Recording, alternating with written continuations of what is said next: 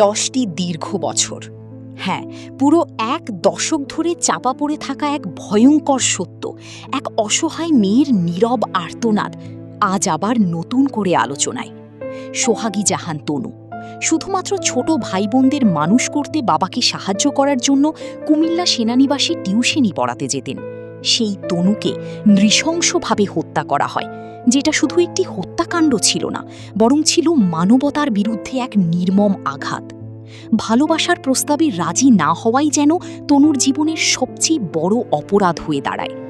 সেদিন প্রতিদিনের মতো টিউশনি শেষ করে বাসায় ফেরার পথে তনুকে জোরপূর্বক একটি গাড়িতে তুলে নেয় দুর্বৃত্তরা।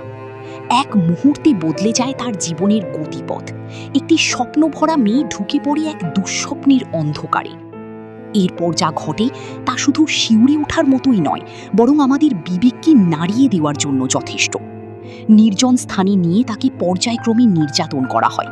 প্রথমে একজন অফিসার, তারপর আরেকজন, তারপর আরও একজন। যেন মানুষ নয়, এক নিষ্ঠুরতার প্রতিযোগিতা চলছে। নির্যাতনের এক পর্যায়ে তনু জ্ঞান হারিয়ে ফেললেও থামেনি সেই বর্বরতা। তারপর ইট ও গাছের ডাল দিয়ে আঘাত করে তার মৃত্যু নিশ্চিত করা হয়। ভাবুন তো, একটি নিষ্পাপ প্রাণ যে বাঁচার জন্য লড়াই করছিল, তাকে এমন নির্মমভাবে শেষ করে দেয়া হলো। জানা যায়, তনুকে ধর্ষণ করার পর মরিচের গুঁড়া হাত দিয়ে ভেতরে দেওয়া হয়েছিল, যাতে ডিএনএ টেস্টে শুক্রাণু ধরা না পড়ে। তারপর তার মরদেহ ড্রামের ভেতরে ঢুকিয়ে ঢাকনা লাগিয়ে ক্যান্টনমেন্ট এলাকার পাশের একটি নির্জন স্থানে ফেলে রেখে চলে যায়। আহ, কি নির্মম! যেন সে কোনো মানুষই ছিল না। ঘটনার পর দেশ জুড়ে শুরু হয় ক্ষোভ, কান্না আর প্রশ্নের ঝড়। কিন্তু সেই প্রশ্নগুলোর উত্তর কি আমরা পেয়েছি? কেন এত বড় একটি ঘটনা বছরের পর বছর অমীমাংসিত থেকে গেল? ঘটনাটি দীর্ঘদিন ধামাচাপা দিয়ে রাখা হয়েছিল। সাধারণ মানুষের প্রবেশাধিকার সীমিত থাকায় তদন্ত এগোয়নি ঠিকমতো।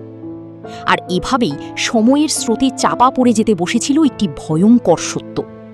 কিন্তু প্রমাণ থেকে গেল তনুর পরিহিত কাপড়, যাতে ছিল 3টি ভিন্ন পুরুষের শুক্রাণু।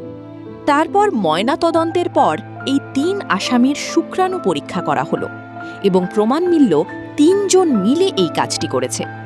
অবশেষে প্রধান আসামি, অবসরপ্রাপ্ত সেনা অফিসার, গ্রেফতার। আমরা কি সত্যিই ন্যায় বিচার চাই, নাকি শুধু কিছুদিনের আবেগে ভেসে আবার সব ভুলে যাই? তনুর পরিবার তো ভুলে যায়নি। তারা প্রতিটি দিন কাটিয়েছে অপেক্ষায়, প্রতিটি রাত কেটেছে অশ্রুতে। তাদের জন্য এই মামলা শুধু খবর নয়, এটা তাদের জীবনের সবচেয়ে বড় ক্ষত।